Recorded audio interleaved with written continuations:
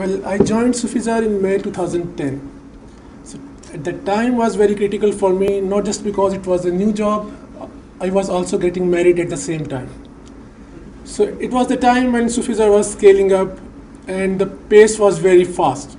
So we had to meet that pace. So we started building new processes, we started building new business intelligence applications at that time. At that time, Sofizar was known as a ticketing company. And we wanted to prove ourselves not just a ticketing company, but the best in the internet marketing place. So we started different verticals. So we started student loans and EDU verticals and proved after some time we are not just a ticketing company, we are really one of the best in the internet marketing industry. Two things I would like to mention over here. The number one about Sofizar and especially about Zafar, and that is the decision making. Every decision which we make in Sofizar is basically based on concrete analysis. Every decision is data driven. So that really helps in monitoring the ROI and really helps us in the company. And second thing about Zafar is that human aspect of him. He really knows the family of each and every employee. One day he'll come to me and he'll ask me how is Hania, and the next day we'll go to Imran. He'll ask him about his family. So that really touches us. And at the last, every day is a challenging day in the Sofizar, and we are looking more challenges ahead. Thank you. All right. So now my third part of my talk is about scaling up. So when a company grows, remember we talked about the really bad things that happen in the relatively early part of the company. Well, guess what? Bad things still happen. So it's my policy or whatever. I try to train myself so that when I get up in the morning, I tell myself that 5 terrible things, 5 bad things, somewhat bad things will happen today.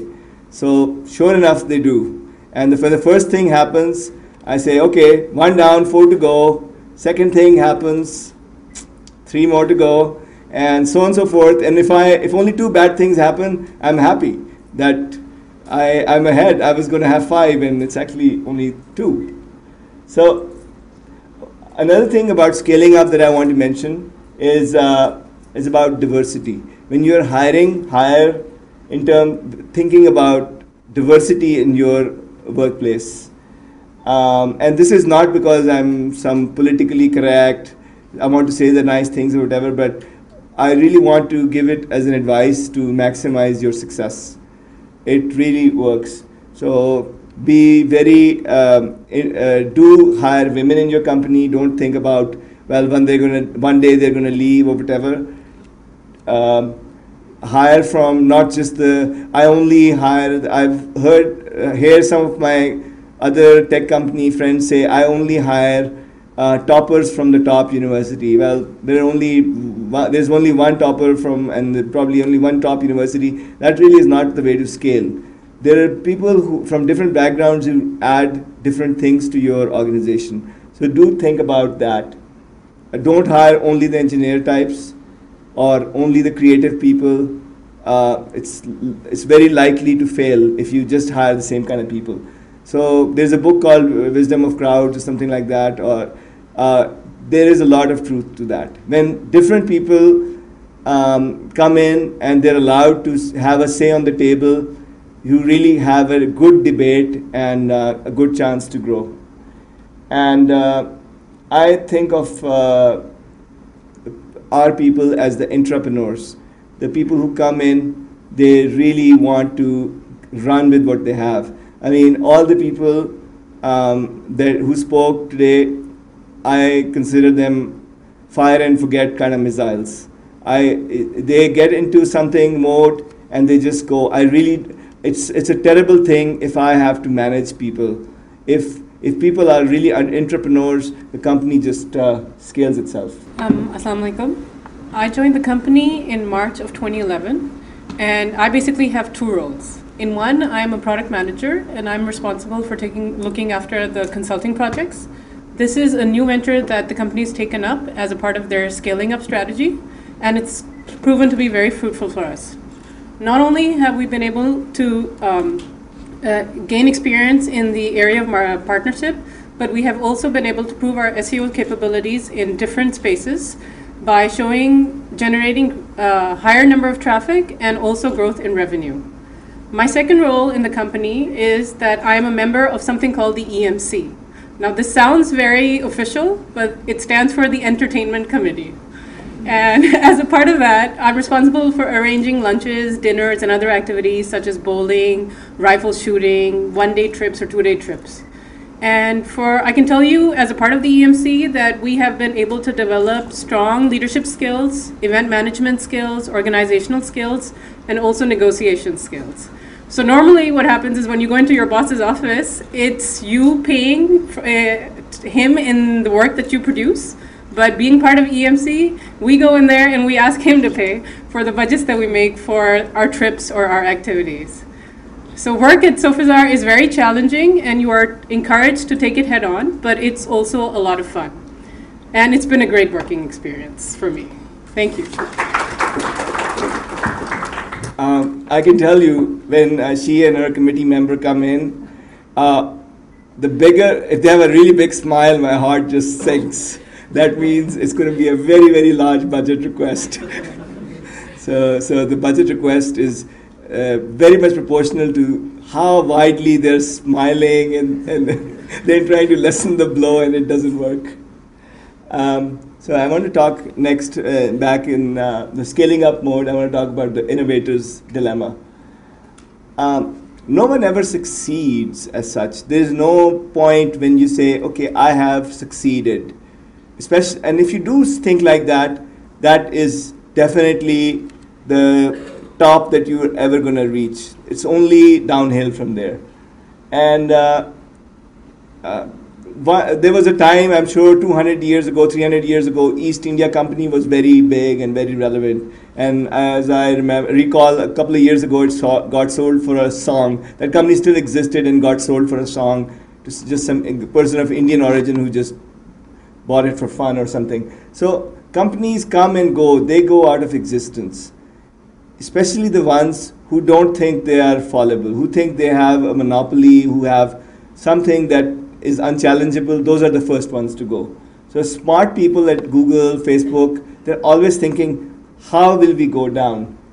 And never think that you are visionary, you are creative, you will just beat all the odds. Your competitors are the same, other people out there who are the same. What can you do? I think the one way is survival of the fittest. You mutate as the environment change, you have to mutate.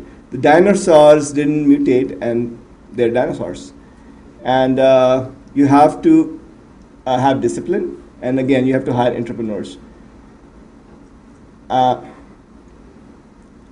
So let's go back to Wile E. Coyote. He is a risk taker. But honestly, risk taker, when you say entrepreneurs need to be taking risks, but risk taking is different from that. That means you are really asking for trouble. Things will go wrong. You have to be paranoid. You have to think about what can go wrong. And sorry if I'm using Rumsfeldisms over here, but there is the known risks, things that you know can happen, and you have to manage that. There are some risks that there are unknown unknowns. I don't know exactly what's going to happen, but that is a risk. I have to mitigate that. And then there is a very large space of unknown unknowns. And really that is out of your questions, and that is the risk that you have to take as an entrepreneur. Other things you have to try and mitigate. And also don't jump in and put all without validating. Pilot it, validate it. When you think it's going to work, then you scale it, and then you're taking a risk, a bigger risk. Again, you're minimizing your risk as an entrepreneur. And again, you have to, whenever you make a decision, it has to be on the basis of actionable intelligence, and learn from failures. That is very key. Every day we run experiments. As Jazib points out, we don't think of ourselves as marketers as such, or techies or engineers, we think of ourselves as scientists in a lab coat. We are actually trying to run experiments and write down which ones failed and which ones succeeded, and do more of the ones that worked. And it's supposed to be a CEO talk, but the company is not about me, it's about us. And when you collaborate, Wile E. Coyote actually never manages to catch the roadrunner because he's a lone wolf. He never collaborates, he never comes up with other ideas, he's just in the canyons coming up with crazy schemes. That is not what entrepreneurship is all about. It is all about you working and enjoying life with other people, enjoying your friends, and so on and so forth. And again, it's business is not about making fast decisions, you know. But on the other hand, don't analyze to the extent that you just you get paralyzed, and you don't really make. You have to keep pushing forward. And this is my favorite slide. This is the game that all entrepreneurs play. Ups and downs. All right, that's it. Thanks.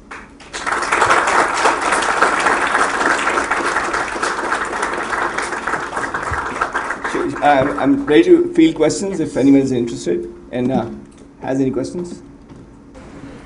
My name is Fazl Ishfaq. I wanted to ask you, before Sofizar, was this the first entrepreneurial venture? No, I had my first company was in Shanghai, where we created a. That was in 2002, early 2002. I worked on, stayed in Shanghai for about a year, and we at the time there was a lot of talk about television going digital. In 2006, there was a standard. US has a standard called NTSC. So they were moving to a standard called ATSC, which is the digital standard. And we created a product which was basically a converter box that allowed you to convert from NTSC into ATSC and ATSC sets and ATSC into NTSC sets and so on and so forth. And our client was Shanghai Broadcasting, and they gave us 20% advance payment, and the rest, they never said no, they will not pay, but they kept delaying us to the extent that we ran out of money, and we had to. It was basically a delaying tactic, and finally we could not survive. That's one of the things that I really, it put the fear of payment collection in my mind forever. So when I got into the other business, I always charge their credit card first, and then we talk, and then I send something. So my name is Fasil Mehta. I'm a senior program manager here at PITB. Wonderful talk. You shared words of wisdom with us. We are glad that we had this opportunity. I'd like to know what was the single source of motivation, if any single source there was, or an inspiration that kept you going, and a message perhaps for our friends here that you'd like to share, that what was a single source that kept driving you throughout? Well, I mean, it's a difficult question. Just a single one thing I can't really point out to. One thing was that, frankly, survival instincts was a big part of it. Not letting my friends down, that was a big part of it. I mean, I really cared about the ethics, that if someone gave up their great career for me, it would be very dishonorable for me to just walk away when the going gets tough. So that really played a major part in having me stay. In fact, one story I kind of missed was there was one company that at one point wanted to buy us out, mostly because they wanted to hire me. And we had a few engineers, 5 or 6 engineers and 2 or 3 SEOs. And they were like, okay, we'll hire you and your engineers, and we'll pay you some money, but the SEOs, what is an SEO? We don't know, so we can't hire them.